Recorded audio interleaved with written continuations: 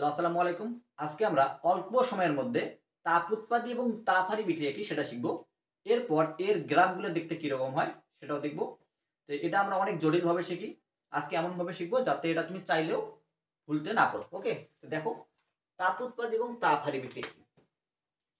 এ আর বি আছে, দুটা জিনিস আছে, এরা বিক্রিয়া করে সি উৎপন্ন করে। এ আর বি বিক্রিয়া করে সি উৎপন্ন করে। এই অ্যারো চিহ্নের এই পাশটাকে বলা হয় রিঅ্যাকট্যান্ট বা বিক্রিয়ক। যারা বিক্রিয়া করে কিছু উৎপন্ন করে তাদেরকে কি বলা হয়? বিক্রিয়ক বা রিঅ্যাকট্যান্ট। আর যেটা উৎপন্ন হয় সেটাকে বলা হয় প্রোডাক্ট বা উৎপাদ। প্রোডাক্ট। ওকে, এ বি বিক্রিয়া করে সি উৎপন্ন করলো। এই সি উৎপন্ন করার পাশাপাশি আরেকটা জিনিস উৎপন্ন করবে, সেটা হচ্ছে হিট। হিট বা তাপ শক্তি। হিট বা তাপ শক্তি। যে বিক্রিয়ায় উৎপাদের পাশাপাশি তাপ শক্তি আলাদাভাবে উৎপন্ন হয় সেটাকে বলা হয় তাপ উৎপাদী। তাপ উৎপাদী। কি বলবো আমরা? তাপ উৎপাদী।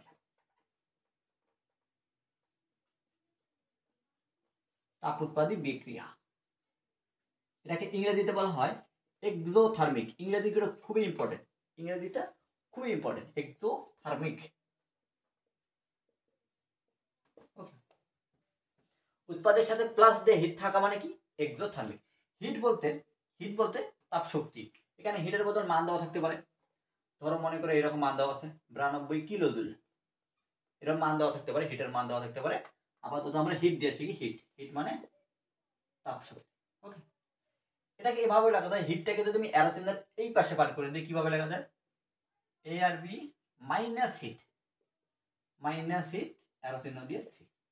ওকে, তার মানে এই অ্যারো চিহ্নের এই পাশে যদি তোমাকে 92 কিলোজুল দেওয়া থাকে, তার মানে বুঝতে হবে কি এটা তাপ উৎপাদী। তাপ উৎপাদী নির্দেশ করছে। ঠিক আছে, এই মাইনাসটা এই পাশে গিয়ে হবে প্লাস, উৎপাদের সাথে প্লাস।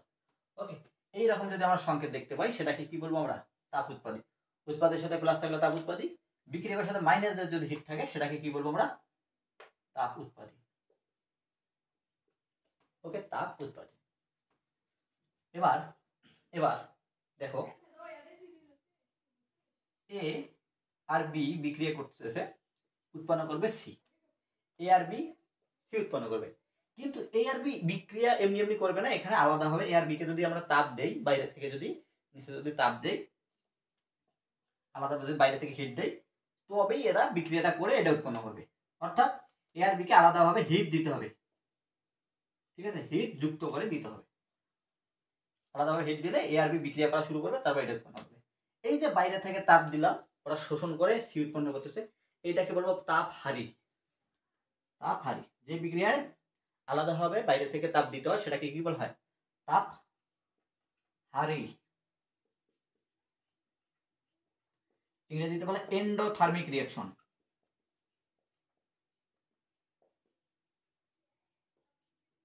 Endothermic reaction. ওকে, এই হিটটাকে যদি আমি ওপাশে লিখি, এ প্লাস বি অ্যারো চিহ্ন দিয়ে C minus heat, C minus heat, C minus heat. উৎপাদের সাথে মাইনাস যদি কোনো মান দেওয়া থাকে সেটাকে বলবো আমরা তাপ হারি। উৎপাদের সাথে দেখো মাইনাস হিট, আর এখানে দেখো উৎপাদের সাথে প্লাস হিট। উৎপাদের সাথে প্লাস হিট হলে তাপ উৎপাদী, উৎপাদের সাথে মাইনাস হিট হলে কি? তাপ হারি। ওকে, এবার এখানে ডেল এস এর মান আছে। ডেল এস এর মানটা কিভাবে আমরা মনে রাখবো? দেখো তাপ উৎপাদী বিক্রিয়ায় ডেল এস এর মান, ডেল এস অর্থাৎ হিটের পার্থক্য। ডেল মানে পার্থক্য, এস মানে হিট। হিটের পার্থক্য দেখো এই যে অ্যারো চিহ্নের, দেখো এটা একটা সমীকরণ, এটা একটা সমীকরণ। অ্যারো চিহ্নের এই পাশে দেখো হিট যখন লিখছি তখন কি ছিল? মাইনাস। অ্যারো চিহ্নের এই পাশে যখন হিট বসাইছিলাম তখন কি এটা মাইনাস। তার মানে ডেল এস এর মান নেগেটিভ। নেগেটিভ। ওকে, নেগেটিভ। এটার ক্ষেত্রে বলো ডেল এস এর মান কি হবে? অ্যারো চিহ্নের এই পাশে, অ্যারো চিহ্নের এই পাশে কোথায় হিট বসাইছি? তো অ্যারো চিহ্নের এই পাশে হিট বসাইছি, এটা কি ছিল? পজিটিভ, অর্থাৎ পজিটিভ। ওকে, তার মানে তাপহারী বিক্রিয়া ডেল এস এর মান পজিটিভ, তাপ উৎপাদী বিক্রিয়া ডেল এস এর মান নেগেটিভ। এটা মুখস্থ রাখতেও পারো। ডেল এস এর মান নেগেটিভ, ডেল এস এর মান পজিটিভ। ওকে, এইটা থেকে দেখো অ্যারো চিহ্নের এই পাশে হিট মাইনাস আছে মানে কি? Del S negative. অ্যারো চিহ্নের এই পাশে হিট প্লাস আছে মানে কি? এটা কি? পজিটিভ। এবার একটা উদাহরণ দেখবো।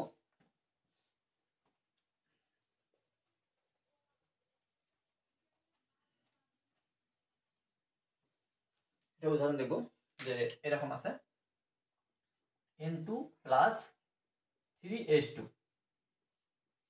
2NH3 সাথে 92 কিলোজুল তাপ। এখন বলো তাপ উৎপাদী না তাপ হারি? উৎপাদের সাথে প্লাস দিয়ে যদি হিটের মান দেওয়া থাকে সেটাকে বলবো আমরা তাপ উৎপাদী। তার মানে কি এটা কি তাপ উৎপাদী। আর তাপ উৎপাদী বিক্রিয়ায় ডেল এস এর মান কি হবে? ডেল এস এর মান নেগেটিভ। ডেল এস এর মান কি নেগেটিভ, মাইনাস। নেগেটিভ দিয়ে এটা লিখতে হবে মাইনাস 92 কিলোজুল। ওকে, ডেল এস এর মান মাইনাস 92 কিলোজুল। যদি আরেকটা দেখ N2 plus O2 2NO minus 180 kilojoule. উৎপাদের সাথে দেখো মাইনাস দিয়ে কিলোজুল আছে, 180 কিলোজুল। তার মানে কি এটা কি তাপ হারি? এটা কি তাপ হারি। ডেল এস এর মান কি হবে? ডেল এস এর মান হবে কি পজিটিভ, পজিটিভ দিয়ে 180 কিলোজুল, 180 কিলোজুল।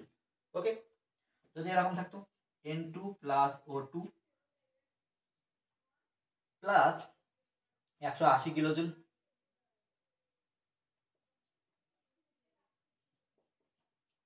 কি হতো? দেখো বিক্রিয়ার সাথে প্লাস দিয়ে হিট আছে, তার মানে কি তাপ হারি। ওকে, এভাবেই আমাদের তাপ উৎপাদী এবং তাপ হারি বিক্রিয়াটা আইডেন্টিফাই করতে হবে। এবার এদের আমাদের গ্রাফগুলো দেখতে হবে। গ্রাফ খুব ইম্পর্টেন্ট, এই টপিকটাই সব থেকে ইম্পর্টেন্ট। গ্রাফ টপিকটা এটা পরীক্ষা আসে, সরাসরি গ নাম্বারে আসতে পারে, বর্ণনামূলক আসতে পারে। গ্রাফ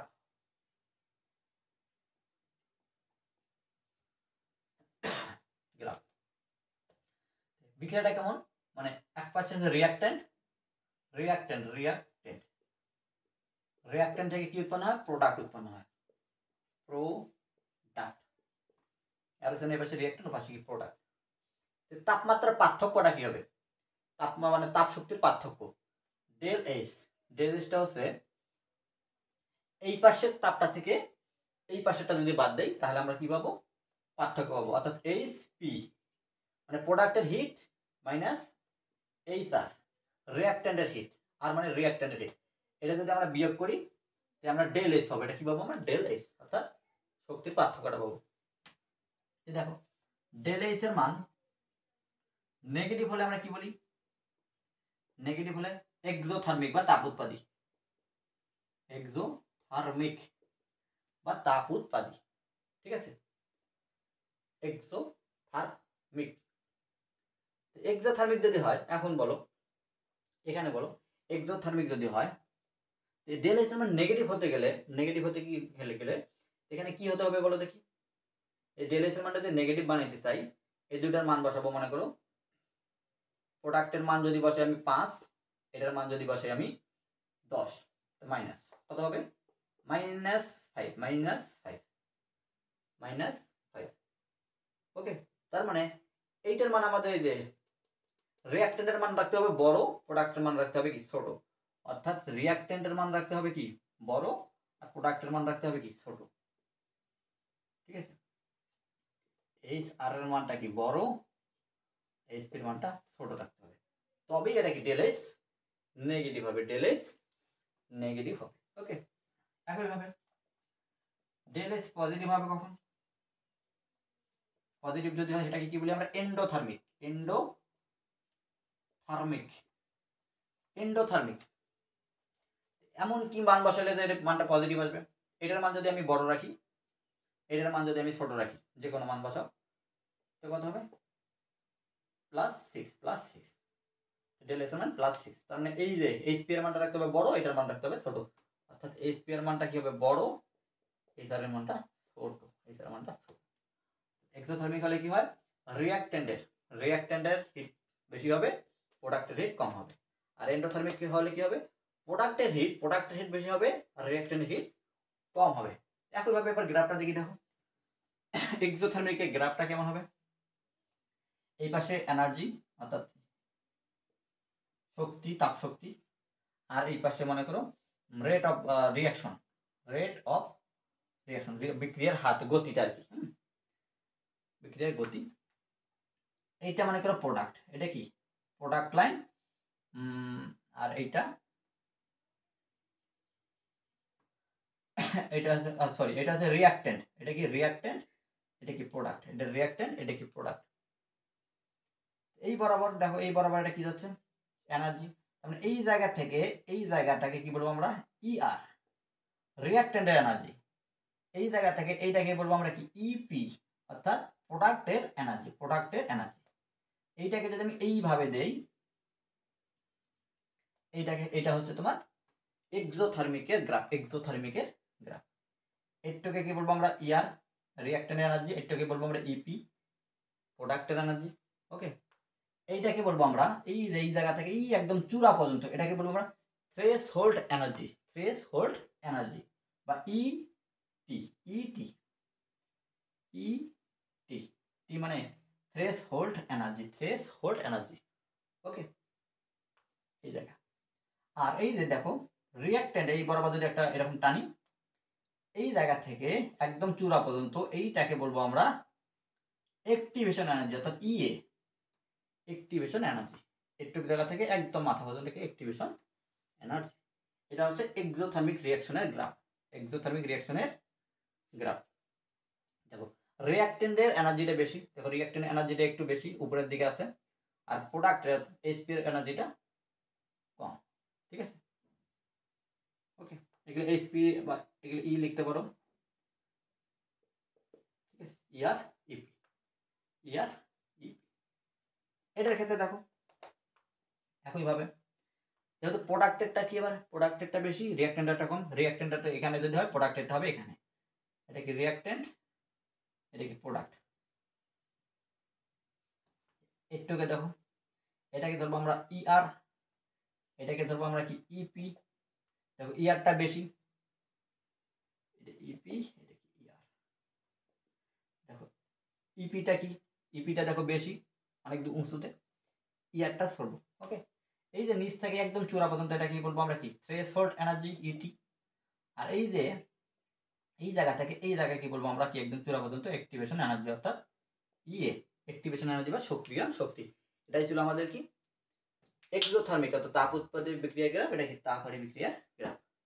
ভিডিওটি ভালো লাগলে অবশ্যই লাইক কমেন্ট সাবস্ক্রাইব করবা আর এটা নিয়ে পড়াশোনা করতে থাকো। দেখা হবে নেক্সট ভিডিওতে। Thank you, tata, bye by.